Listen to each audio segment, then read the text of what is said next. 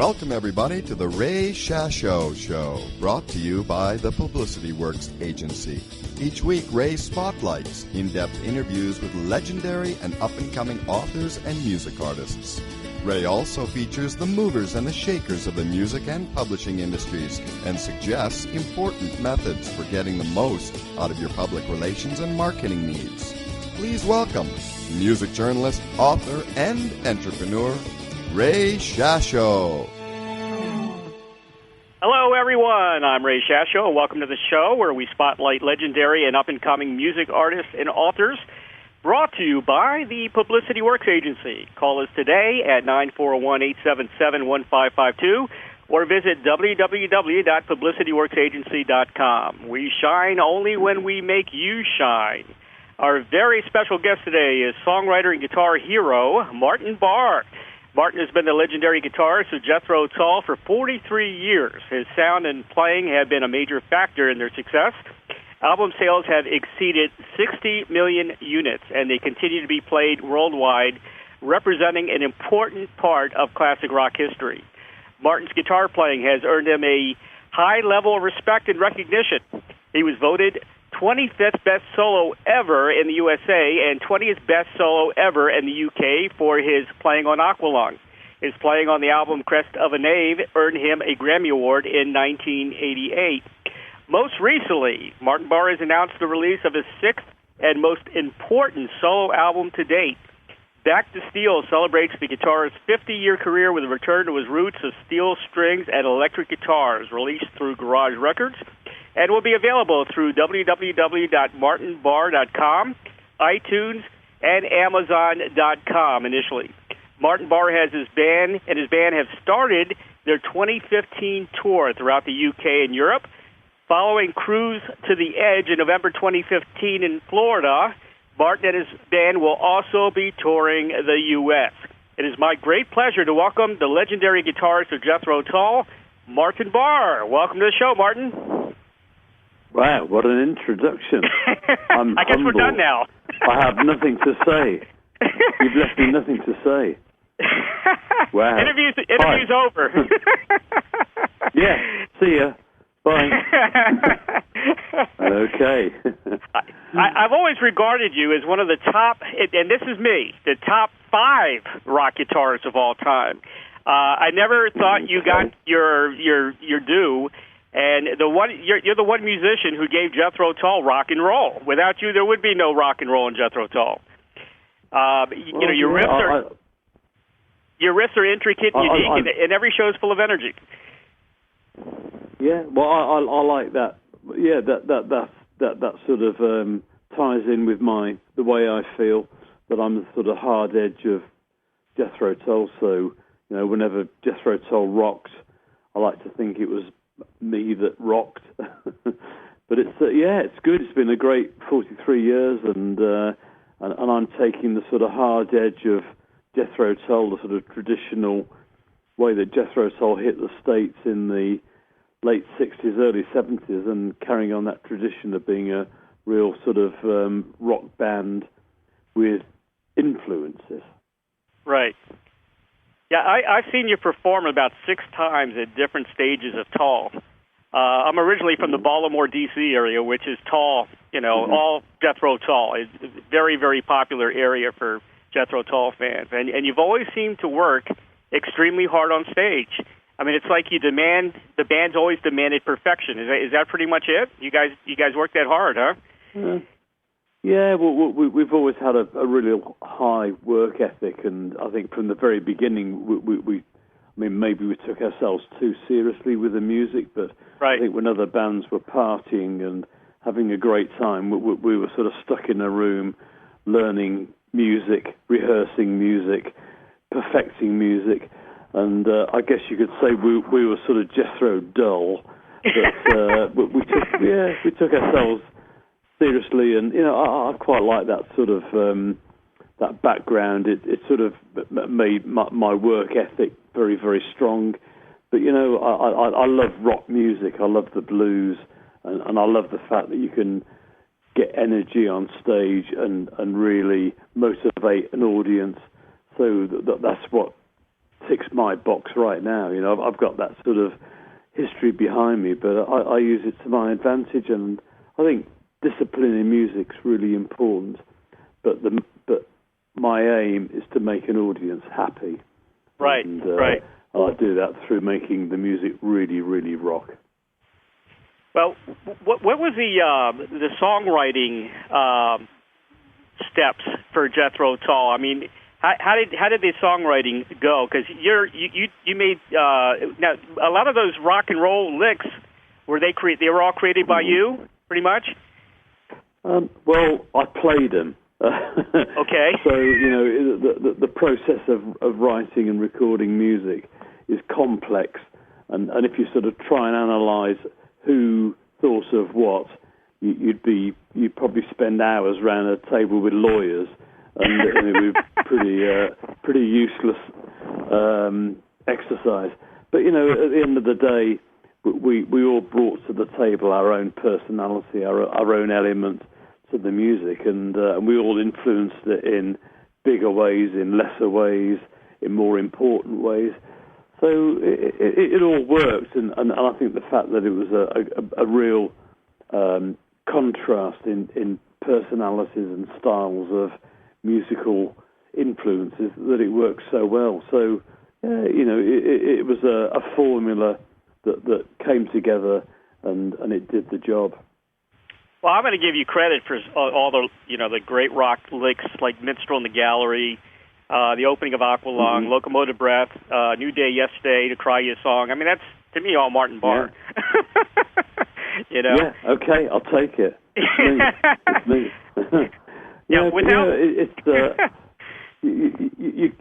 You can spend a lot of time analysing music, but at the end of the day, you just, you play it, and if it works well and it sounds great and people like it, that's all you need to know.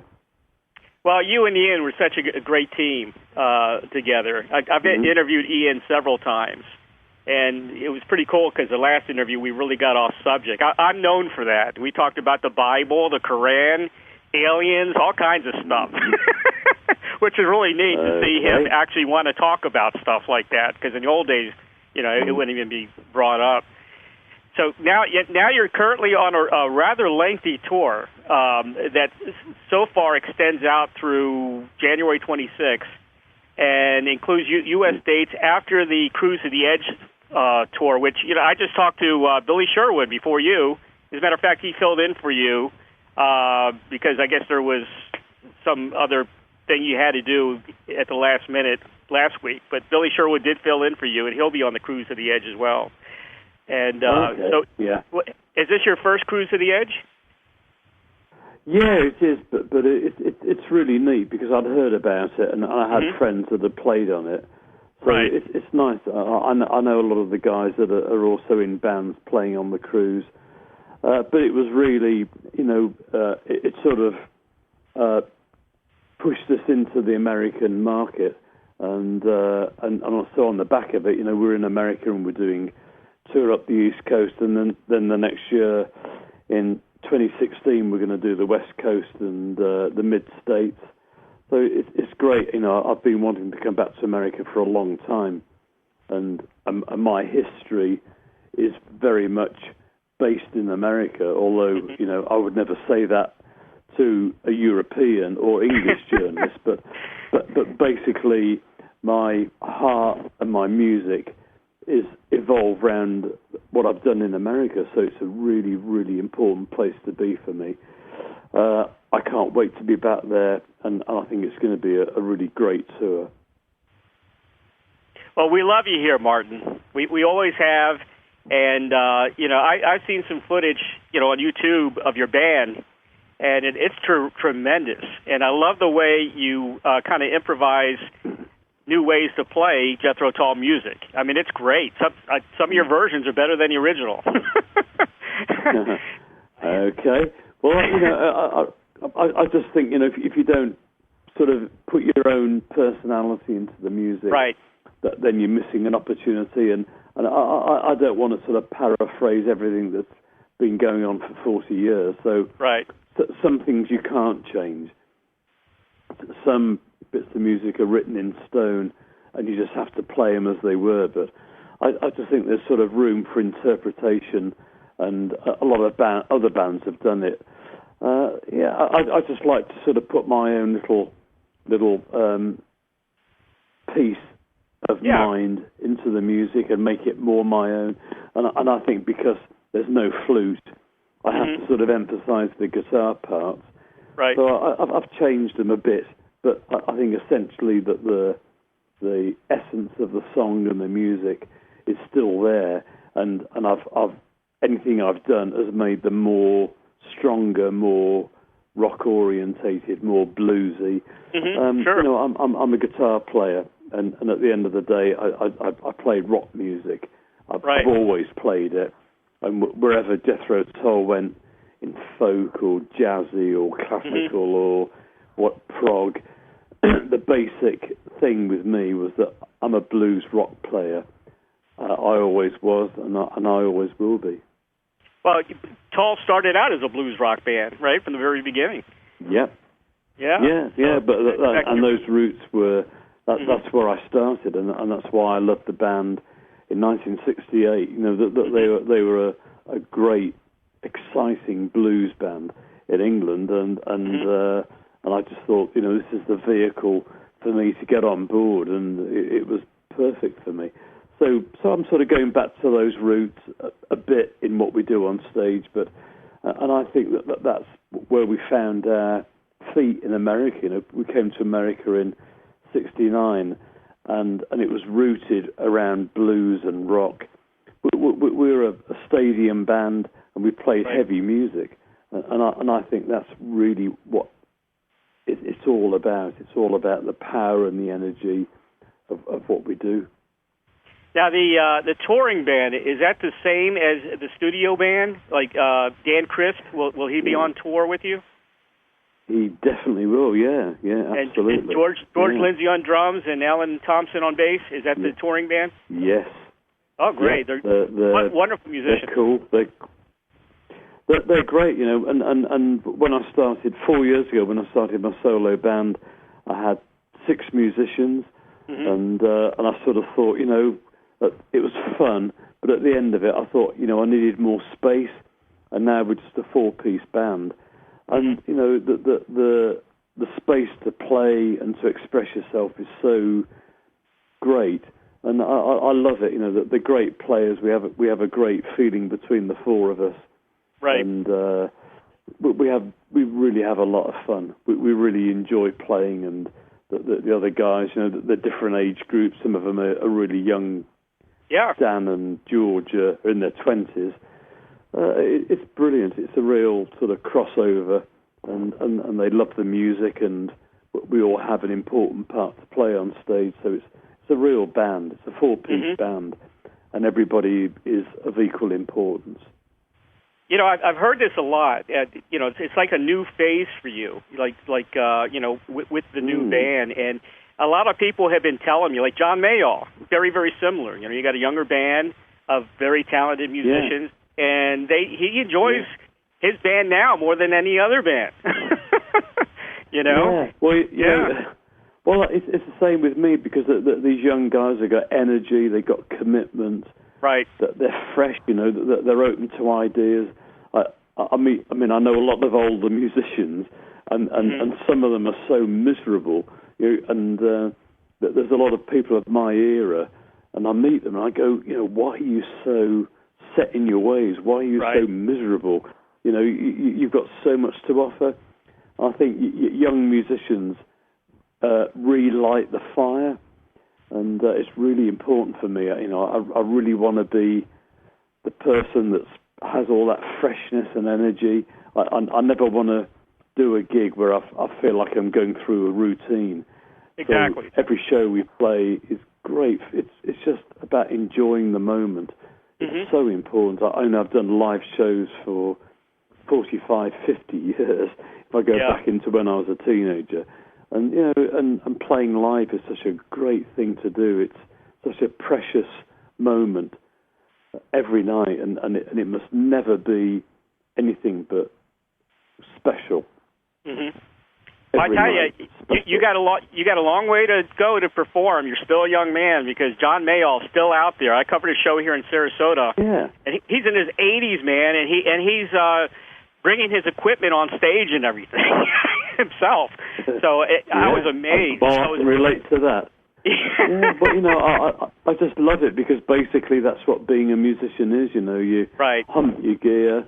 That's part of what it is, and I just think the other extreme is where you're surrounded by dozens of road crew and PR people, and it's not the real world. I think the real world is being a gigging musician. It's what everybody relates to.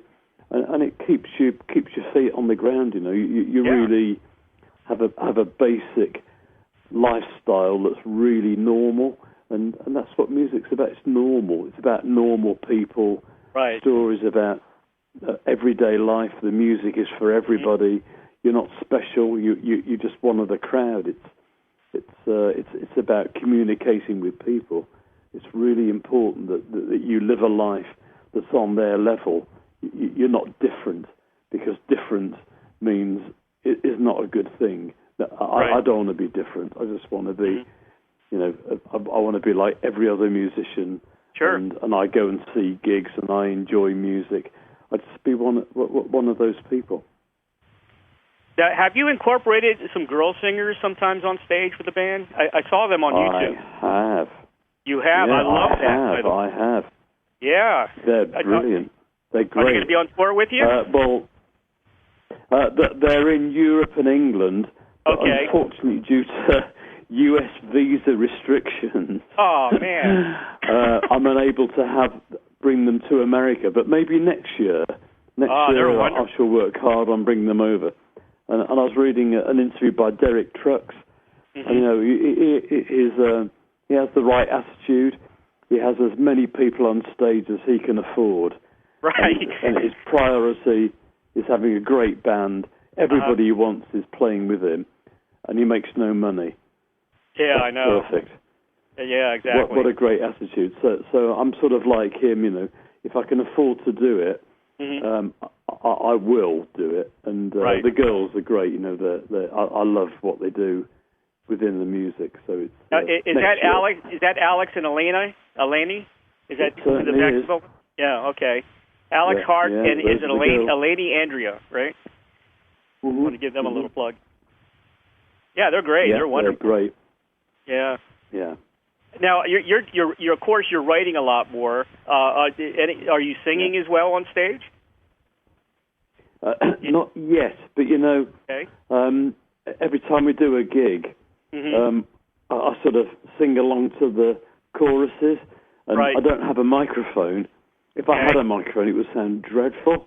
But my heart says I really, really want to sing. Yes, I think that's important. So one day, I might, even if it's like for a couple of seconds each song. I just love, I just think that the vocal part of a band is such a great, important part, and that's why I like having the girl singers, because they have all the harmonies. And I just love that part of music. I mean, and I've written all the harmony parts, so I know them. I know all the harmonies, but I just can't sing them. So I got a crap voice. But I might take lessons. Yeah, practice. Indeed, sing in the shower. You know who Every surprised? day. Yeah, sing in the shower. Exactly. You know who surprised me was Robin Trower. He sings a lot more now, and he's actually got a deep voice. Cool. Yeah, he sings a lot in his shows. Yeah. Wow. I've interviewed Rob. I heard that, and I think that's really, really good, because it's a great asset. But, yes. I've got a lot to learn about singing, so I need to take a lot more showers. Yeah. Well, I expect one of the albums soon to have Martin Barre singing on it. You can't let Robin Trower do all the glory. I won't. I promise you. Let's talk about Back to Steel. It's your 6th solo release, but you're especially proud of this one, right?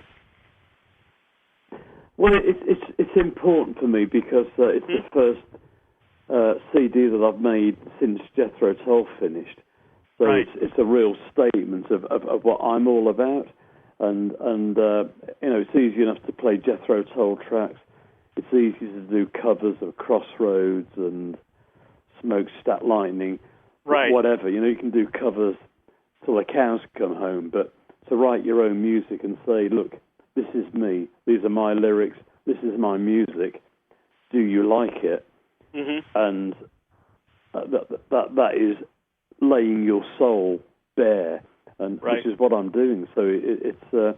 But I need to do it because I want to have my own identity. I mean, I take a lot of pride in what I've done, and I'm very proud of Jethro Tull. It means a lot to me, but I've got a lot more. There's a lot more to me than that, and it's very important that I present the other side, and I hope that people will like what I do. Well, it's a great album. I hope you don't mind. I'm going to give it 5 stars. Because it's that good.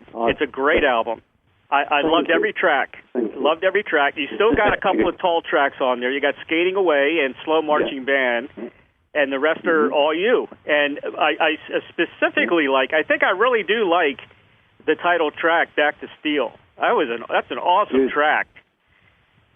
Good. Great track. We play it on stage, and it does the job. It's good. Very, very good. Thank you very much. And Eleanor Rigby, what a nice twist on that. Yeah, I think all English people have a bit of the Beatles in them because our heritage.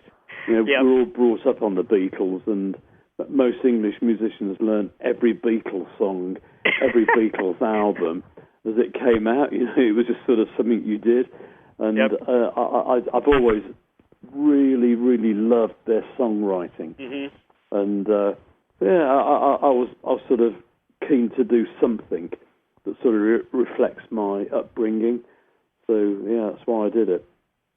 Yeah, everyone needs to listen to Eleanor Rigby on this album because it's different and sounds terrific. Yeah. It's just a wonderful, wonderful arrangement. I really love that track.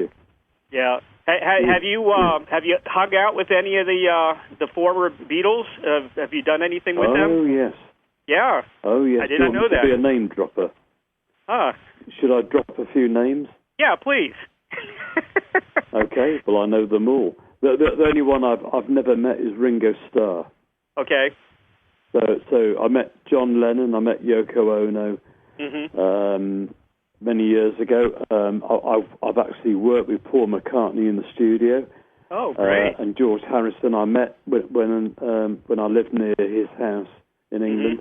Mm-hmm. But to me, they're my heroes. They're the people that formulated my upbringing in music, and that everything they did was really important to English musicians. So, and the Beatles weren't cool, then they were cool, then they weren't. But to me, they've always been, for a pop band, they're pretty good.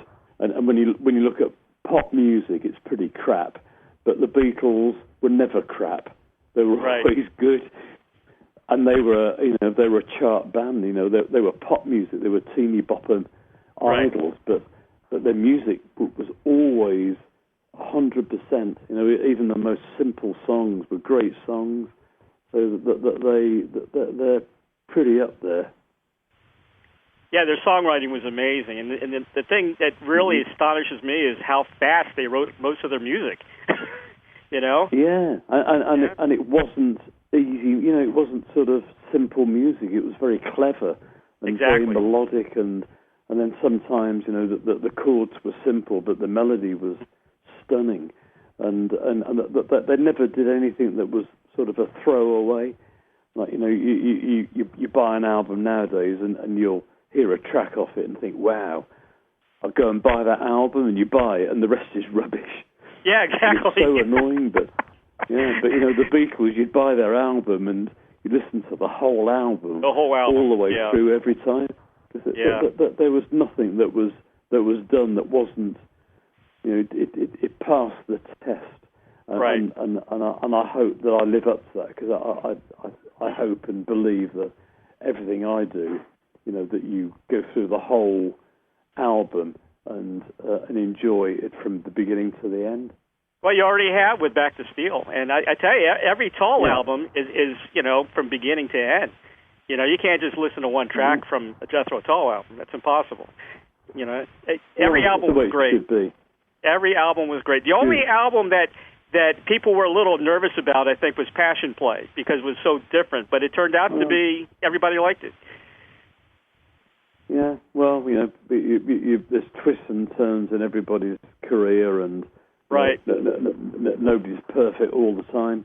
Well, it was a great album. It just, when it came out, when it came out, it was a little different, and people, would say, what's this? And then after you listening to it a couple of times, you go, hey, this is great.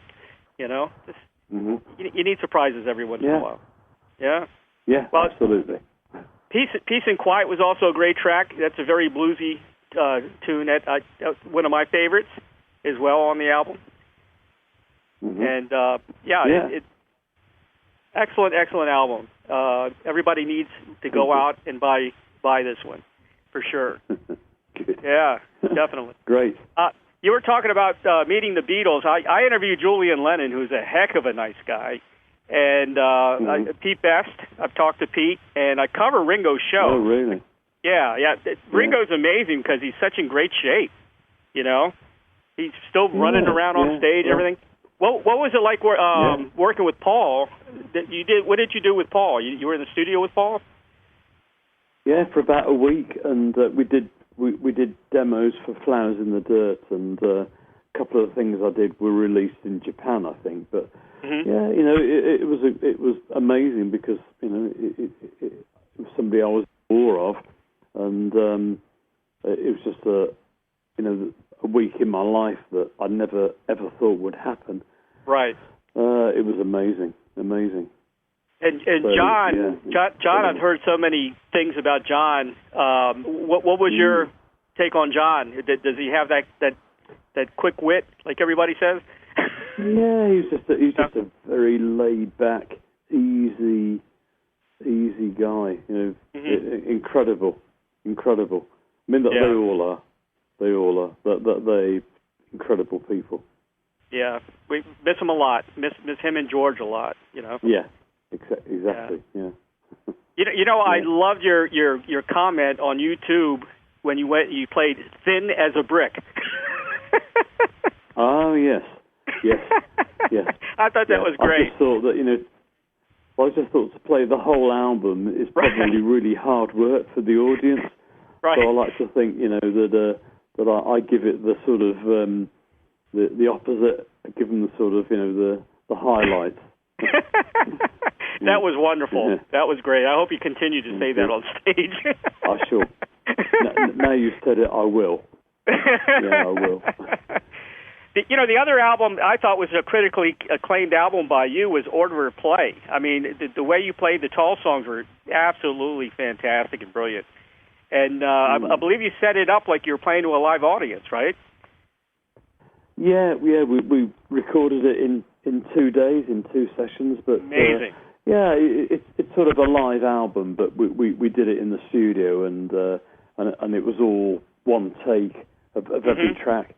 So and it was mainly because when people were coming to see the gigs, they're just saying, well, can we buy the music you're playing on stage? And I said no. So we just sort of needed to do it. And it sort of established to people what we were doing and the sort of basis of what the band was all about. Yeah, it was great fun to play, and sort of live in the studio. Yep. Yeah, it sounded like you had a lot of fun with that album as well. Just listening to it. Yeah, well, recording's great fun if you got the right attitude and the right people. Right. It's sort of an extension of what you do on stage, and I just think, everything to do with music, if you're not having fun, then you're not doing it right. Right. So you got to have fun. Everything I do is really, really enjoyable. Another one of my favorite songs from your solo albums is Celestial Servings from Stage Left. Oh, yeah. Oh, I love that song. That's an incredible tune. You've done a lot of great work already. Yeah. Yeah, I was listening to that the other day because I was sort of flicking through all my old tracks, and I listened to that, and good. Yeah, I enjoyed playing it. It was a sort of little jam thing I did over a sequence that, sort of a Dave Gilmour-ish. Exactly. Yeah, very, very David Gilmour-ish. Now, have you played with anybody from Pink Floyd at all? Well, I haven't personally, but I know of them, so it's all part of the process. Right. Well, you're up there in my top 5 with David Gilmour. He's another guy that I put in my top 5, of course, and you're definitely one of the top 5 rock guitarists ever. You're very, very kind, in my opinion. Now, very kind. You're welcome. Are you doing most of your recording at home now? I mean, are you up to speed with all the latest technology and are you, like everybody else? Yeah. Oh, hang on a second. Yeah. Well, absolutely. I mean, I work with an engineer in the studio, and I mean, I just play, and the engineer does all the technology. But it's all normal. These days it's normal. Computer. Me and the computer. Right. But, somebody who works the computer. Yeah. So you're doing a lot of... You have a home studio as well. Yeah, I do. Very small, but it's it's all you need. And then I go in a bigger studio to do tracking. But it's all near where I live in Devon, so it's all really easy. Right. Yeah, it's cool. Yeah. Great. Okay, Martin, I've got to ask this question because I know that all the fans are going to want to know. Yeah. I talked to Ian several times over the past few years, and I always ask him, where's Martin? Why isn't Martin in the band? And he always seems to kind of dance around that question a bit. Yeah, he would. He would. Is there any reason why you two aren't working together anymore? I mean, is there any definitive answer? Or no, there's no reason at all. You guys aren't mad at each other or anything, right? Well, no, Ian made a decision, and he has to live with that decision. So, right. It wasn't mine; it was his. But so he has to sort of, when somebody makes a decision in life that's sort of very, very important, you have to stand by it and live by it. So that's what he's living with. Yeah. So, it's fine. I'm Tull happy. fans miss you, tremendously. I'm here. Yeah. I'm here. But it's a good thing and a bad thing, actually, because now, like you said, you got your new young band together, and you get to start all over again in a way, which is cool. Yeah. Yeah. I don't know, maybe I've got a lot of space, and I'm having a good time, so it's perfect. That's the important thing. Maybe he's thinking the same Fantastic. thing. He tells I me hope there's... so. It's all about being happy, so, I really hope so. Yeah. Now, do you still talk with Ian? No. Sorry? Do you still talk with Ian at all, or no? No, I don't. No, I haven't spoken with anybody for about 4 years. But wow, that's a long time. Yeah. Well, it's I might have to. I might have to sign off because okay. I have somebody else waiting for me. No problem. Can I be really rude? Martin, is there anything else you want to promote? You've been fantastic, and you've said some very nice things to me, so I shall say thank you. Thank you so much, Martin, for being with us today. I really appreciate it. Yeah, it's a real pleasure. We'll be looking for you on tour. No problem. Please do. Okay. Cheers. Thanks, Ray. Cheers. Nope. You take care. No problem. Bye. Bye now. Bye. Be sure to purchase Martin Barre's latest release, Back to Steel, released through Garage Records and available through www.martinbarre.com, iTunes, and Amazon.com.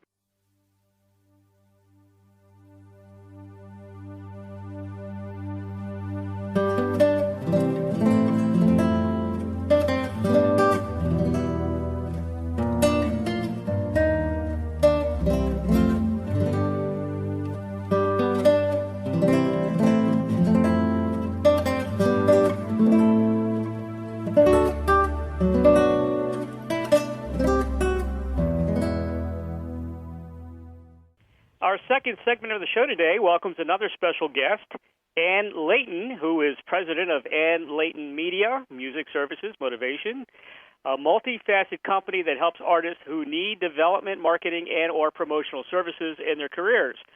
Some of her clients include Ian Anderson and Martin Barre, formerly of Jethro Tull, who we just talked to, Blackmore's Night, Grand Funk Railroad, Gentle Giant, Orleans, KKB with Bruce Kulick, which you remember from the Kiss days, Jay Giles Band's Magic Dick, the Strawbs, the Family Stone, Jann Klose, and that's just to name a few. Anne's worked in radio at WZIR in Buffalo, WRNW Briarcliff Manor, WFUV in the Bronx, WBUZ Fredonia, and was an editor at my favorite magazine, Hit Parader, plus freelance for a number of magazines, including Feline Wellness, Cat Fancy, Muscle Mag International, Inside Karate Kung Fu, Gold Mine, and The Fabulous Cream. Anne's plays include Reach for the Sun, which was performed by Poets Repertory Theater of Long Island, One Way to Heaven, performed by the San Antonio Living Church, and The Passion of Mary, which was read at the Kingsbridge Library Center in her own hometown of the Bronx. Her latest project is Anne Leighton's poetry book, The Layton Explosion, which is currently out now. I've worked with Anne for several years now, and she's one of the best in the business. It's my pleasure to welcome Anne Leighton to the Ray Shasho Show. It's my pleasure to be on your show. Thank you, Ray. You're very welcome. Now that I got your bio out of the way, I think we're done. Yeah, bye. See you next time. I'm still creating something. I don't know what. I know we're pressed for time here. We're right after the Martin Barre interview. I have a couple of PR questions for you. Okay. First, I'd like to ask you, what is your philosophy or mission statement regarding publicity for musicians? What do you... I've got a lot, but the main one is where are you now, where do you want to be, and where can we get you realistically? And right. Then the other thing is... our job, whether you're a musician or whether you're a publicist, is really to bring it. Our job is to elevate both my job as a publicist, okay, or manager, is to elevate the people that are connected to the clients, meaning you, a journalist, and also to elevate the artist. So everybody is being built. We don't break artists, we build careers. So what about the newbies? It's got to be really tough for the guys. Most of the guys that you do the PR for are classic rockers. They've been around a long time. They have a history. Right. Do you get many newbies from the industry? I do, and I actually I've been. I mean, with Jann, I worked with Jann Klose for many years doing everything, and I worked with Joe Denonzone for many years doing many things. And Joe's been building himself, and that's the great thing is basically the artist has to be productive and proactive and take on duties. They can't just practice their they can't just bang on the drum all day. Right. And then the other part is their job is also again to lift up the audience. So wherever they go, they have to be grateful for the gigs. They have to not be self-centered. They have to be interested in other people, and that's the lesson. And it is you do work longer hours when you develop a newbie, and many times when you're trying to get a team going. Well, I mean, for many years nobody wanted to touch Jann Klose, and now everybody is just like, hi, how are you? Can I write songs with you? Who are you? Yeah. And it's like, hi, do you remember me? Nope. Okay, nice knowing you. Bye. But that's not true. I'm working on an album that Dan Beck, who wrote with Dion and Dion DiMucci, great. That Jann and Gary Lucas put together. Well, you've done a hell of a job with Jann because he's everywhere now, and he's like you said, he came from pretty much nothing, and now he's pretty well known in the industry now. Well, he's known. I mean, but he still has a way to go before he becomes a household name and things like that. But he's known in some households. But it's still it takes time to develop an artist. It really does. And it's like every day you have to look and see where you're at and count your blessings. Joe Denonzone, same thing. He's been playing with orchestras and college, university symphonies, and it's just that's where he's going. He is the violin guy. He's an electric violinist who works with Bruce Springsteen, President Clinton, Johnny Mathis, you just name it. It's just he's there. And he does punk string arrangements, and he does Jewish weddings. He just does it all. He'll do it all, yeah. Isn't he in, is it Stratafurious? Stratafurious is his band. Yeah, it's a jam band, and it's a jam prog band, and they've created a touring prog festival with other artists, so it's good. Right. You know, you represent Martin Barre and Ian Anderson. You know, why can't you get these two back together again?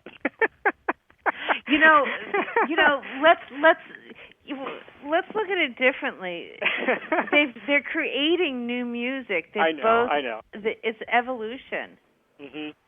So what Ian is doing is right for where he's at this day and age.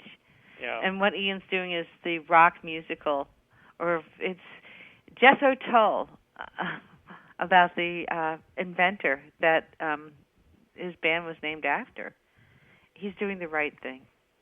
And you know, Martin, after I talked to him, he's very happy. He likes his new young band, and he's creating new music, new songwriting opportunities. I told him to go ahead and start singing because Robin Trower is doing it, and he's very successful at it. Nice. So yeah, I guess you're right.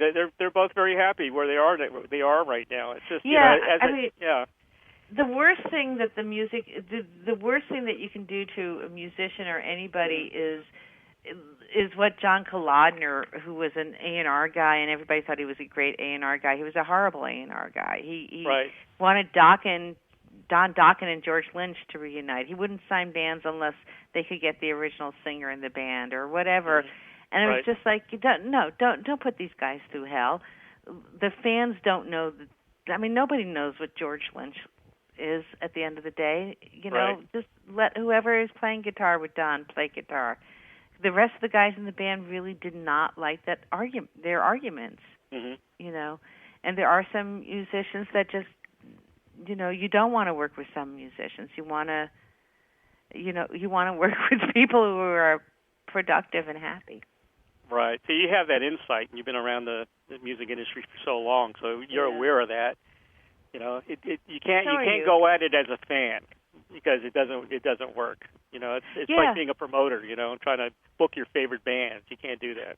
Yeah, and it's not always if people don't get along well with each other. It's also where musicians' heads are at. I mean, my creativity and my knowledge and my insight in artist development is so different than it was 10 years ago. The music industry is different than it was 10 years ago. No, we're not selling CDs except for at gigs.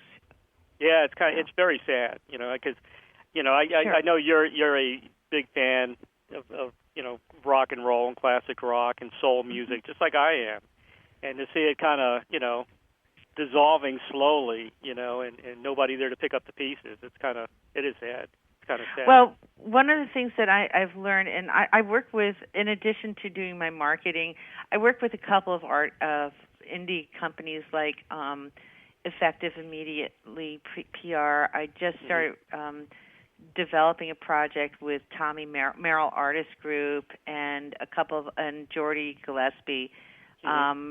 You know, so, and these are all youngsters compared to me. Good, excellent. Exactly. We need people like you because all the great influencers. You know, I'm mentioning like Don Kirshner and you know the Dick Clarks and you know I even throw in Wolfman Jack because you know he's he knew about music, he knew about radio. All those guys are gone. You know, it's like you know, some of them are. You know.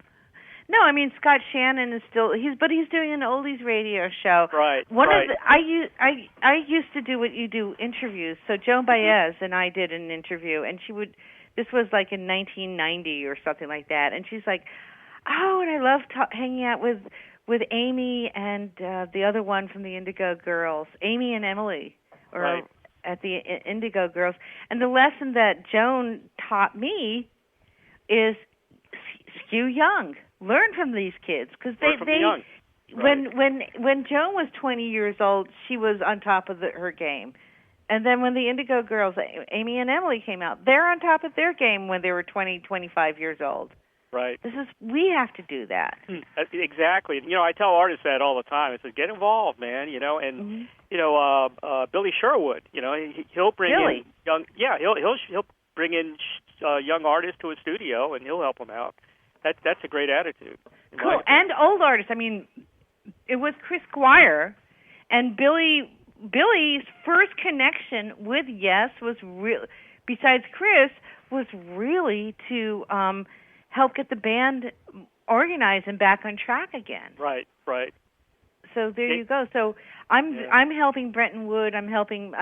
You don't know this, but I'm helping Melanie and so on, because we're just in cahoots, and there's the chemistry, and they need me, and and then Melanie actually has been talking about working with younger artists at this point, in addition to just her kids. So I'm trying to figure out what I can do with some of the folks that I already work with and create a project. I love Melanie. I have interviewed her, a rather lengthy interview with Melanie. She's great.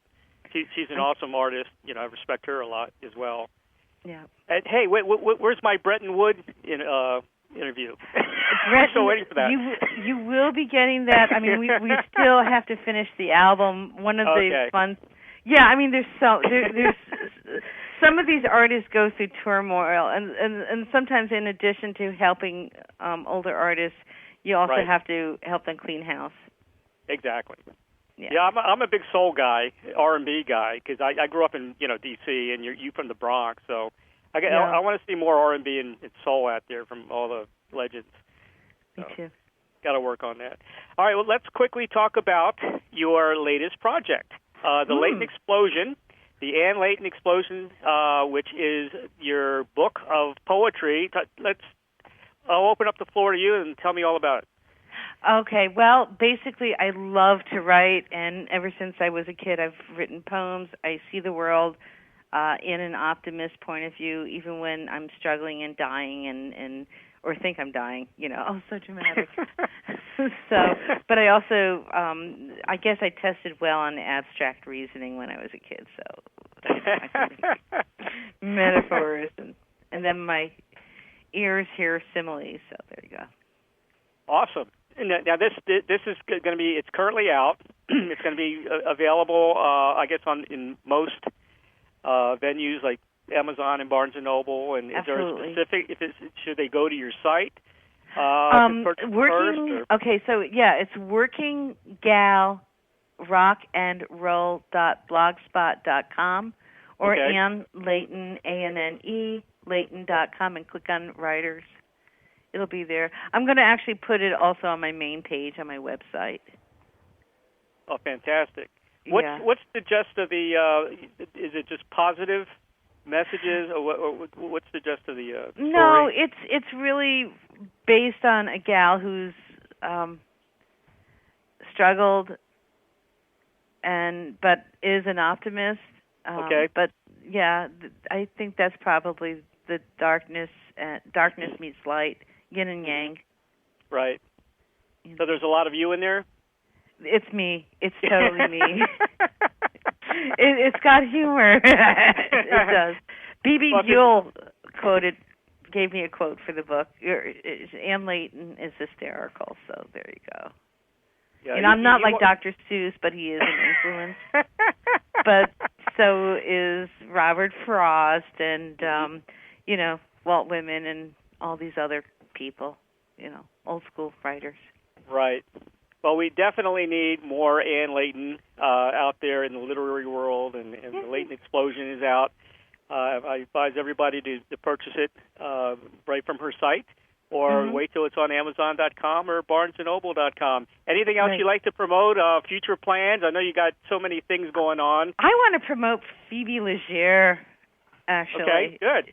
She's a singer-songwriter, and I just started working with her in January, and she is going to be playing in Florida sometime between January and April. So look out for her. And it will be in the Miami, Fort Myers region somewhere. And so she's singer, also instrumental, or is she is a folk artist, and she is, the emphasis is artist, sense of humor. She's like my soulmate, and it's a joy to know her. So, yeah, Florida, look out for Phoebe Legere.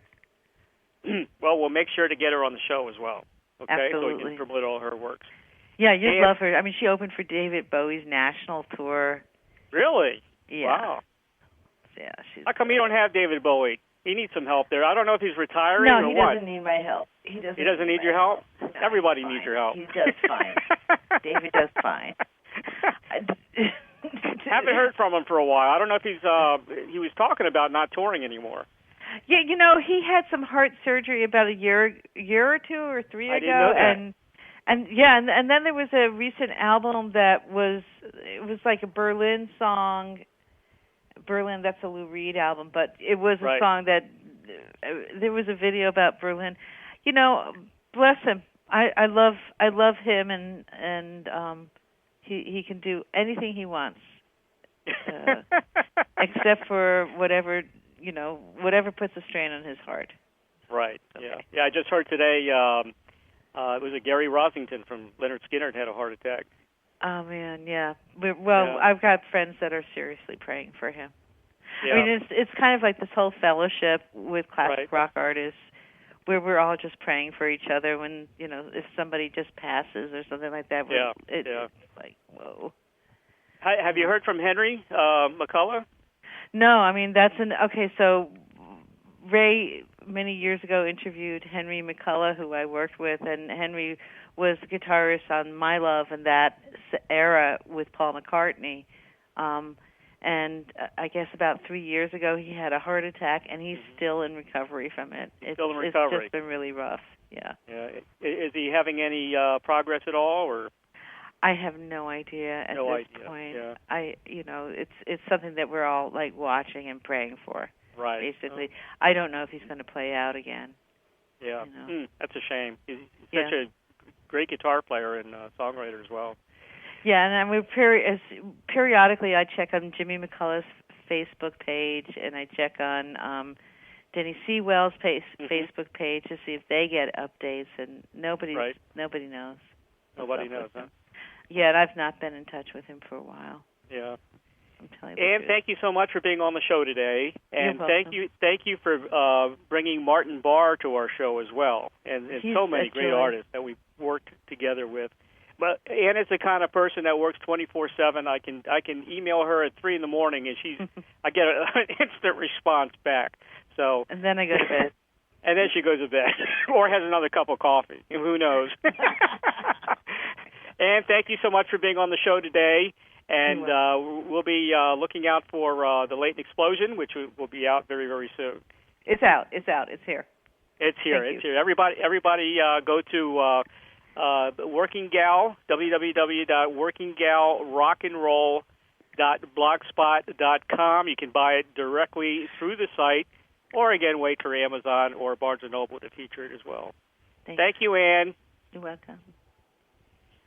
Be sure to purchase Martin Barre's latest CD, Back to Steel, released through Garage Records and available through www.martinbarre.com, iTunes, and Amazon.com. To contact Anne Leighton's music services, call 718-881-8183 or email Anne at anne@anneleighton.com. It's LEIGHTON.com.